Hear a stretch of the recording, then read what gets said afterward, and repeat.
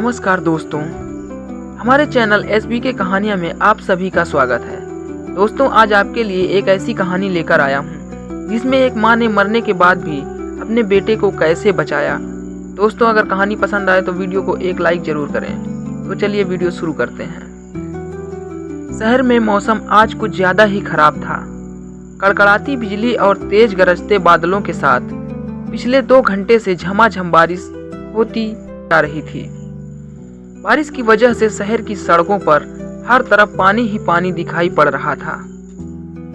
आम तौर पर तो इस शहर का बाजार तकरीबन रात 10 बजे तक खुला रहता था, पर आज घनघोर बारिश और खराब मौसम के चलते दुकानों के शटर वक्त से पहले ही गिर चुके थे।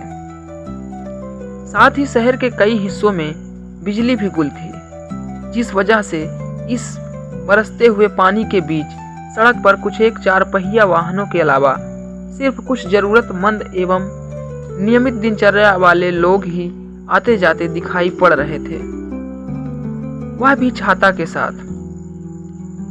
इन्हीं चंद 4 पहिया वाहनों में एक सरकारी कार शहर के नए पुलिस कप्तान आनंद दीवान की भी थी।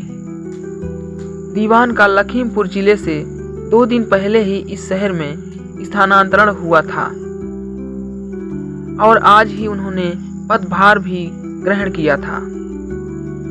दिन भर शहर के कई स्थानों का भ्रमण और दफ्तर का काम निपटाने के बाद पिछली सीट पर बैठे एसपी साहब अब गहरी थकान लिए हुए अपने सरकारी आवास की ओर जा रहे थे।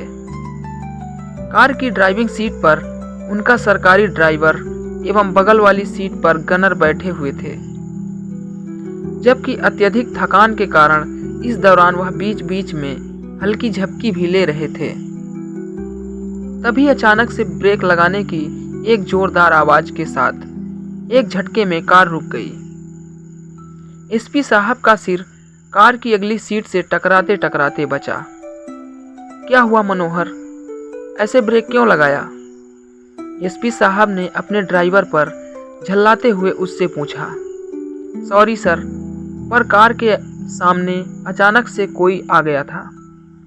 कार को सड़क पर ही रोककर गनर नीचे उतरा तो उसने देखा कि लगभग 35 साल की एक महिला उनकी कार ले बोनट के ठीक सामने बदहवास सी खड़ी है।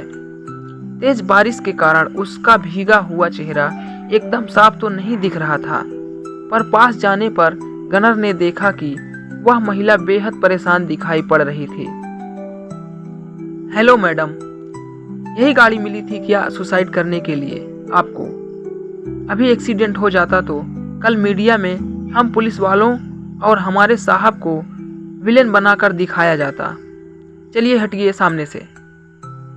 गनर की बात सुनकर वह महिला करीब आ गई और उसने लगभग गिड़गिड़ाते हुए बताया कि वह जानबूझ के इस गाड़ी के सामने आई है।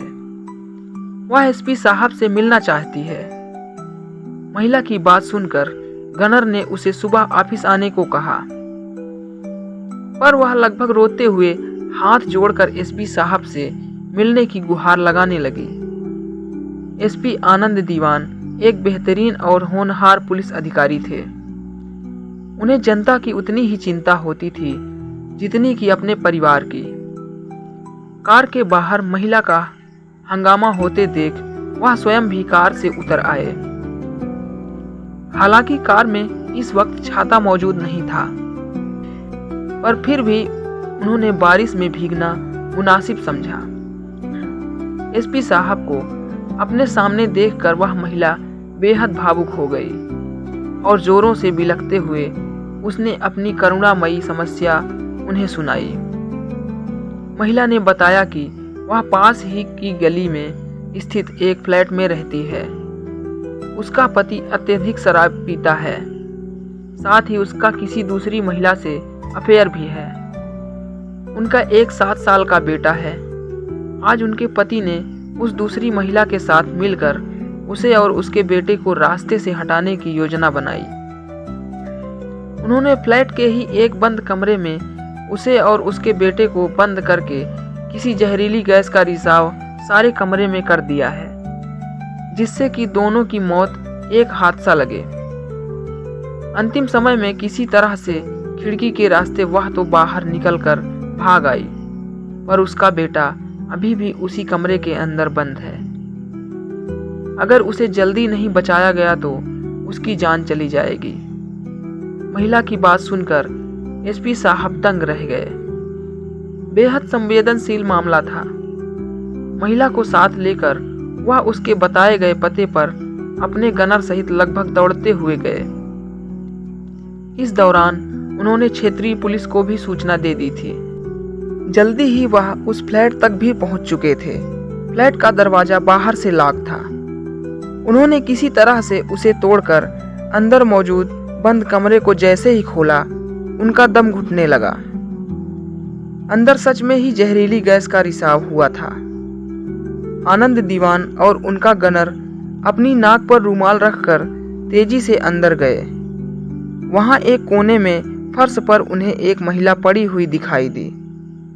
महिला की गोद में ही एक बच्चा था, जिसने अपने चेहरे पर मास्क लगा रखा था।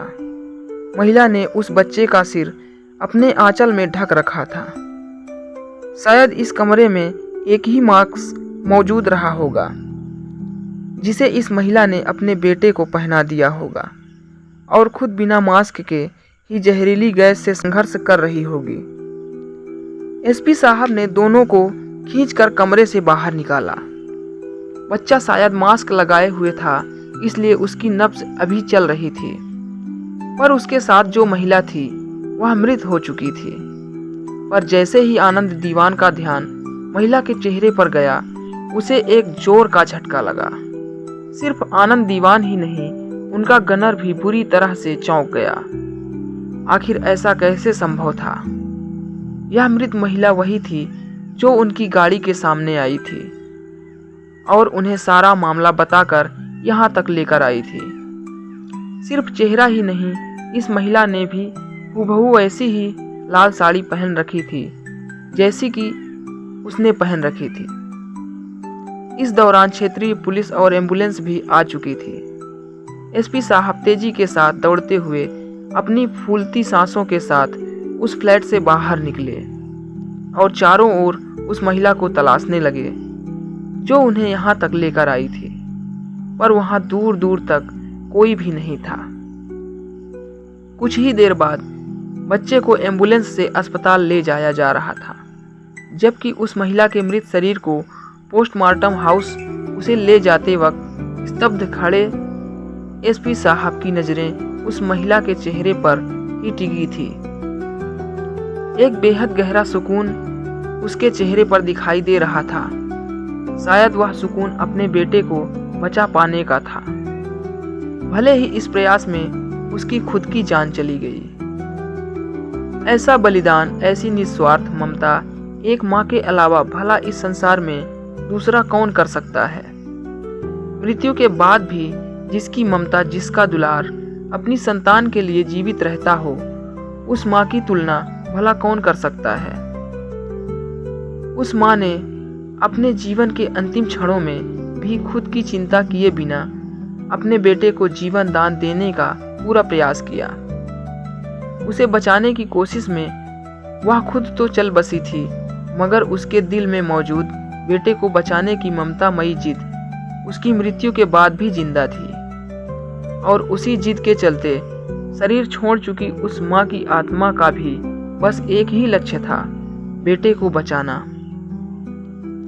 ममता का ऐसा अनोखा किस्सा अपनी आंखों से सजीव देखकर एसपी आनंद दीवान की आंखें अगले कई दिनों तक आंसुओं में डूबी रही।